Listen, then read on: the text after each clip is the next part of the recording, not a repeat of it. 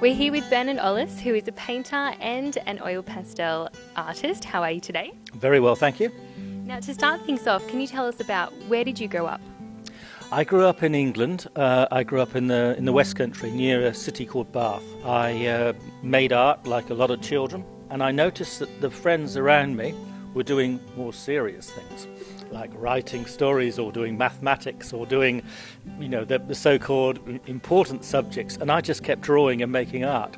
So I've always had art in me, and I've always wanted to express myself by making visual. So it was a means of expression and a means of making sense of the world.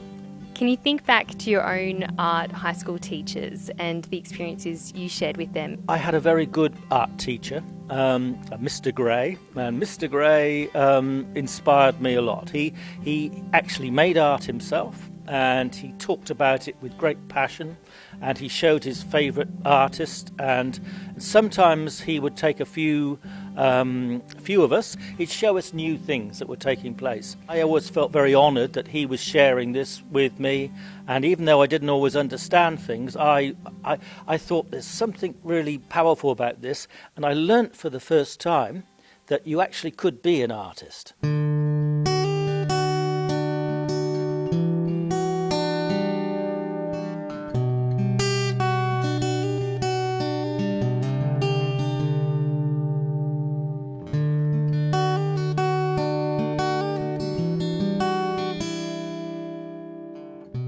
What inspired you back then when you were doing your own art as like a 15-year-old or a 16-year-old? I got into surrealism. I think the idea of being able to put weird and strange, hallucinatory things together. And so I'd have these kind of painted deserts with mad things going on in them, and I'd have things floating and flying and bubbles floating in the air, and I was probably influenced because of the era I grew up in, sort of psychedelic stuff.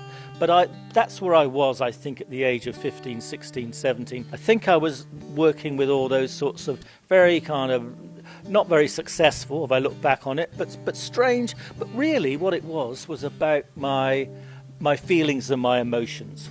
They dealt with shapes and forms and things that either frightened me or things that I liked, things I felt passionate about, things I was slightly timid of, things that really I felt strongly about, and I wanted to find ways emotionally of being able to deal with that. So I dealt with it in a sort of what I look back now and think was a surrealist language.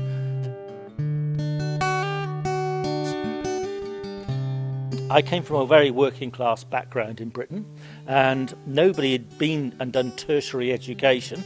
They'd all gone out and worked in factories or places where you were meant to go. I had to do all sorts of jobs because there was not much money in the family, and I did jobs including grave digging and all sorts of kind of, amazing things, which I'm glad I did, because it taught me about what it was like in the real world, so to speak, and it made me think that that's not what I wanted to do for the rest of my life. I knew that there were art schools, but I didn't know that they were places for me. Before I went to art school, I was becoming more and more a feeling that I wasn't getting on with the people around me, and I was feeling a little bit more isolated. I think I was, we all go through different phases in our lives, but I felt like I was a little bit of an emotionally, a little bit of a difficult, isolated individual. I was an only child, and I just thought what's going on around me. The rest of the boys all wanted to go out and, have fights and do things and macho stuff, and I kind of went along with it, but I felt a little bit like it wasn't really me. And so when I eventually went to art school, they said you have to have an interview and you have to show your work. Yeah. And I said, okay. So I arrived, I got a truck, big truck, and I filled it with all my artwork because I produced so much. Everywhere, every time in the evenings I'd drawn things, I made sculpture, I did so much artwork, and I hadn't realised that I knew I was a bit of a strange character, but maybe not that much. And the truck arrived and they said it's a 2:30 interview, and I waited, and then they said, right, can you get the work and so we can have the interview? Will you get it out the truck, please? And I opened the truck and they looked in, you could see their faces, and I started pulling it out. And after about 5 minutes they said, stop, you're in. Because they knew that I was committed, if nothing else. They might not have liked the standard of it, but they just saw this more and more art, and they thought, this guy's for real.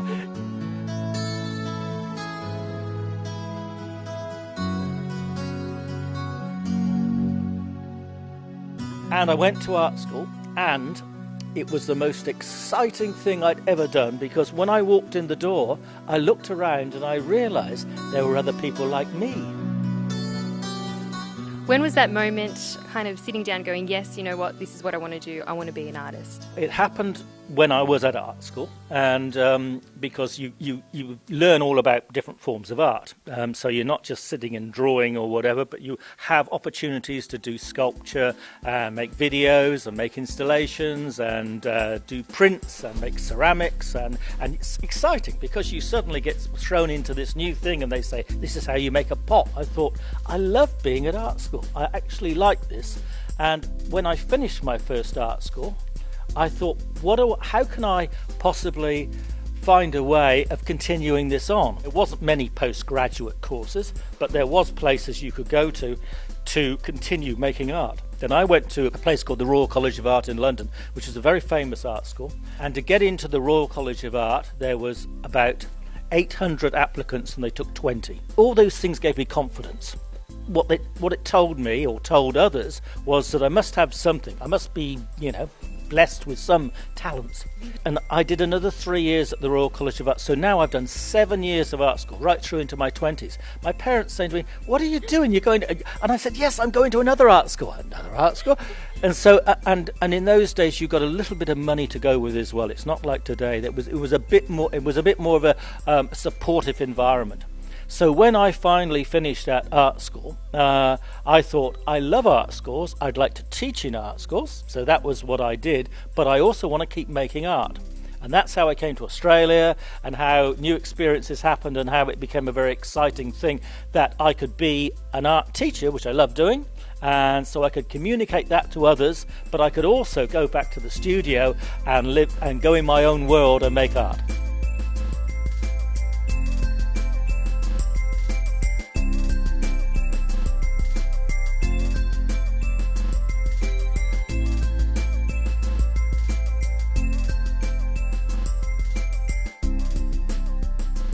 This is a very, very large piece here. Can you talk to us about this piece? I like to put somebody, usually me or an extension of my personality, into the work.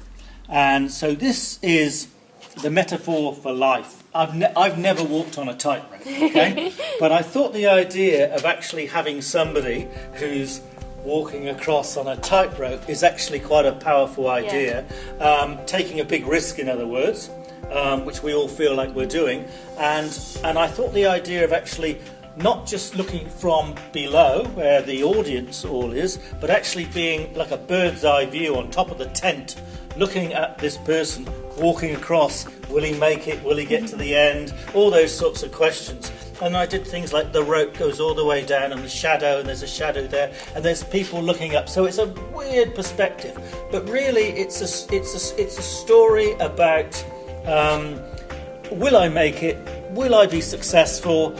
What do I have to do? How many risks have I got to take? I think it's just an exciting idea, and hopefully it relates to all people because it's a universal concept. Instantly for myself, and I think for other viewers, you were drawn straight into this image, and I get that feeling of vertigo, and I'm sure other people would too, especially just standing in front of it. I like the idea of confronting audiences. I like the idea of saying to the audience, you are going to be projected into this. Yeah. You have no escape. You have to, deal with it as well. The image is taken from above. It's looking down, and this figure is trying to go from one side to the other, and he's about halfway across. Mm-hmm. Now, if you're an optimist, he's going to get there. If you're a pessimist, then no chance. And maybe if you're a realist, I'm not sure. But it's throwing up questions to you and saying, this is the great metaphor of life, and these are all the challenges that people face en route, and getting there at the end. It's about that kind of idea of not taking things for granted, but always Yeah, taking on challenges. Yeah, the older advertising is just that I thought it's a circus and they always advertise things, and so I just did it like billboards going around, which is visually an interesting idea. To have a painting which is rectangular but at the same time circular was a kind of fun thing, a device to do. I love being an intuitive artist and not having a big philosophical thing of my painting is going to be about this. I start off and I just go on a journey. And it's only as I get halfway through the journey that it starts making sense, that it must be about this idea or that idea. That's exciting.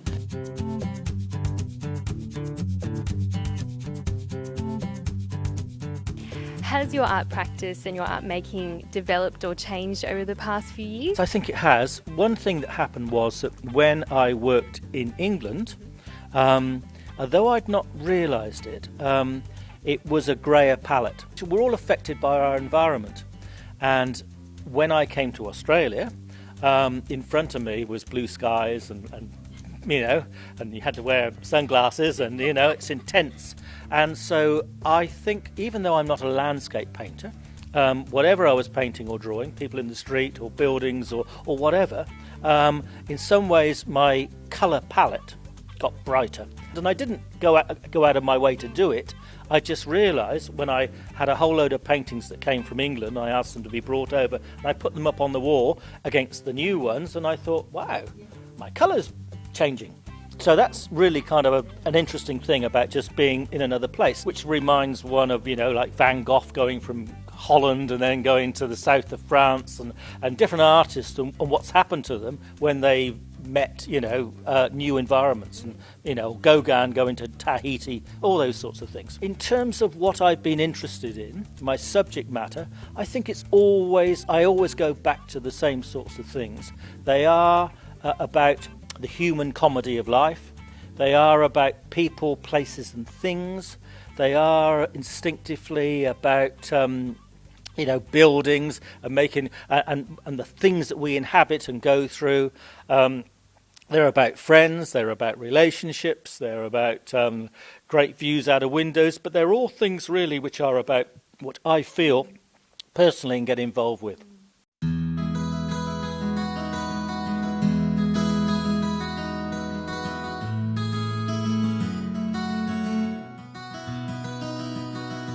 I'm working with these things which are called oil pastels, and they're really like solidified oil paint, and I can rub them and blend them and work with them, and I can also have a big range of colours, so I can have different yellows and oranges, and I can mix them and match them and spread them with my fingers and do all sorts of things, but work them very much like a sort of materials that I enjoy working with. So what's happening here is that I'm working on a series of buildings, and my buildings are actually, I'm interested almost in the human side of buildings. These are some famous old buildings in Paris, and but the main thing about this is I've kind of put them so that they're bending and twisting, so that we're moving through the space. I like the idea of entering into the space and wandering through, and I like the idea that the viewer thinks I could be that person walking across the bridge,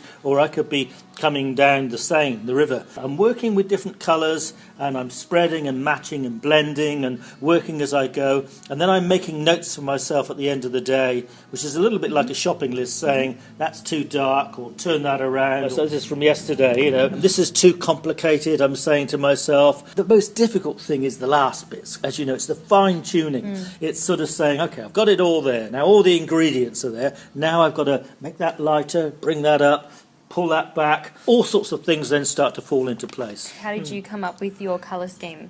Well, I had taken a lot of photographs, and I'd actually been there. This was in Paris, and I'd sat there and looked at it.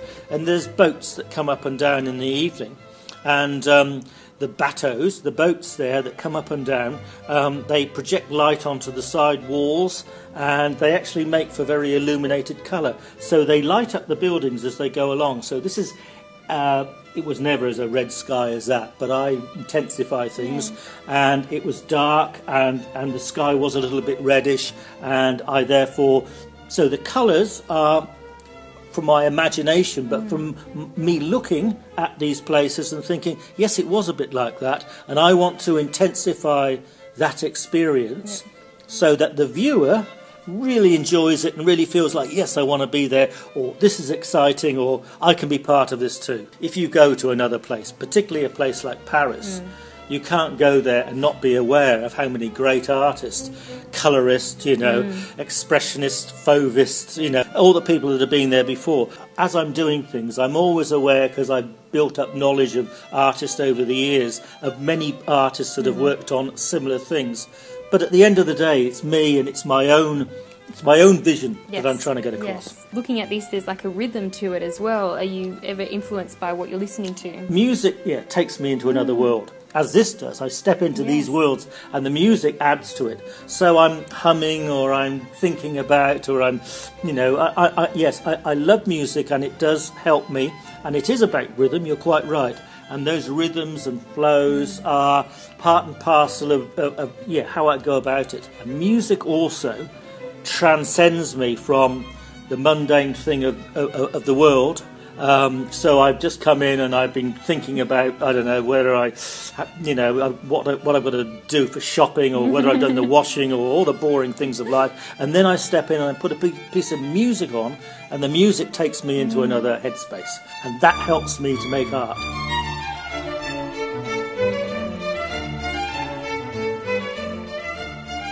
The great thing about making art is every time I start on a new work, it's a new journey.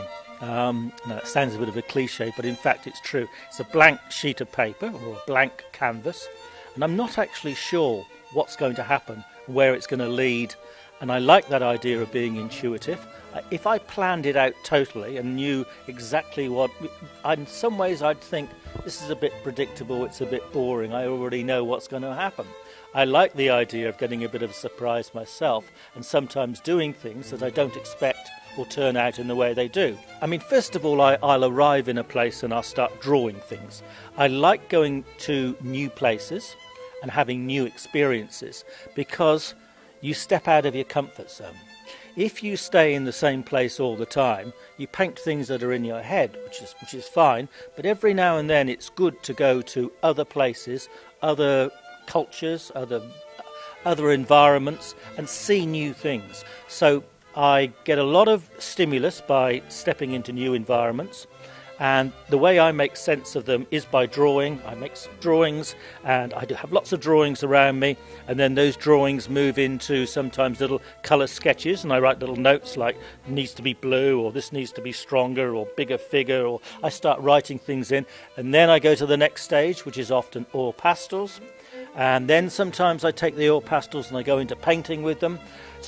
And sometimes the paintings then take me back and I do a drawing from the painting. So each thing, and then I make ceramics, or I rather decorate platters and pots, and I also make prints, I do etchings. So I have all sorts of ways that I keep many ideas going. And I love it when I have to really fight hard, and sometimes if it's a big painting, it's going on for months. And I just don't know what, and I think I'll give it up now, I'll give it another go. And sometimes it's out of frustration when something is so cluttered and so busy and I've thrown everything in there. And sometimes I have to make dramatic action. So I'll go in with some black paint and I'll block out a whole load of areas. And then I'll stand back and look and think, wow, something's happening to it again. Suddenly it's coming back to life. You have to be, I think, as an artist, quite tough with yourself, quite brave, you can't sort of say, look, I've done it and it's okay, therefore it's finished. You always are pushing yourself and you're never quite satisfied. And the best artwork that I've ever done is going to be the next one. You're always kind of pushing yourself to get that one. You put it up on the wall and people say, how long did that take to do, or whatever? And sometimes it's taken ages. But of course, when you do something like that, maybe the next thing afterwards only takes a couple of days, because you discovered you went through all the problems of the previous one, and now you feel confident, and now you go do. Have you ever felt like, okay, I need somebody else to kind of step in to have a chat about what you're working on at that moment? I do rely on close friends from time to time. I think sometimes as an artist you can't see the wood through the trees, or whatever the cliche is. You actually can't. You're doing something and you just think, I don't know where I'm going. I'm getting more and more lost. It doesn't get any easier, by the way. The more paintings you do, in some ways it's actually tougher, because you demand more of yourself as well. What do? Well, I put it up and I look at it, and I told you I look at it in a magnifying glass, and I look at it and I turn the lights off and I put it in different angles. I take the painting and put it in a different part of the studio. I do all sorts of things that make it, make me have to rethink, turn it upside down. But I rely on a couple of close friends, and particularly I rely on Wendy Sharp, who comes in and says to me, "Ooh, I'm not sure about that green on that," or "Have you thought about?" And suddenly I think, of course, I didn't see that. Do you ever think about the viewers who are witnessing your work in the future or at exhibitions, that audience? Does that ever come into play? No, I don't actually. I think that if I'm doing something and it's going well, and I feel like the colours worked and the compositions worked and the figures worked and the buildings have worked, or whatever it is, and I've got the thing as I've done it as well as I can, and it's come together and it feels quite exciting for me, then I have to rely on that's going to do that for an audience. I do know sometimes that I do things and I think probably people might like this one, just because it's a popular subject matter or something like that. But I try not to allow those sorts of things to influence what I do. You never know what people are going to either like, say good things about, buy or not buy. So in the end, you have to do it for yourself and make sure that that when you put it on the wall, or somebody does buy it, or in 20 years from now and you see it again, you're not going to go, "Oh no, is that the one that..." You have to feel confident about what you've done. How about, do you work purely on one work, or do you like to kind of have a few things going around you? I work with one particular thing at a time. So I've got whether it be an oil pastel or a painting, I'm working on that. But what happens is I work on it for a period of time till I get it up to a point. And sometimes that point is a problem point. And I think, I'm going to leave it. I pushed it and pushed it. It's now at a difficult stage, or at a problematic stage, or at a I don't know the answer stage. It might be finished, it might not be. Then I start working on something else.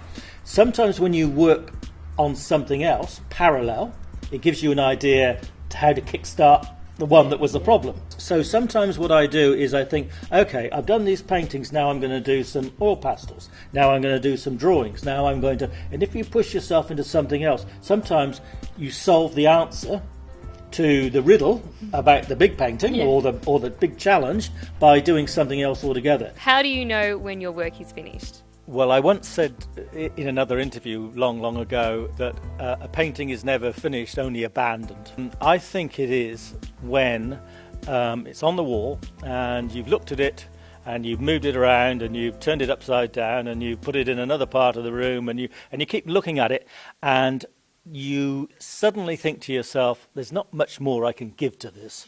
I've given and given and given. It is where it is, and I don't think there's much else that I can actually inject into it or play around with. As an idea, it's gone as far as it can do. All I can do is to do another painting, which might be similar to that, but I can't do any more on that particular one. And sometimes if you have an exhibition and you're rushing to get things ready, that's not a good thing, because you need to live with your images for a while, and they're there on the wall. And when you come in and after weeks and weeks you don't pick up the brush again, or you don't come back in and fiddle with something or whatever, you think, okay, I think it's a little bit like I've brought it up, I've made it work, it's now standing on its own 2 feet, and now it can go off into the world.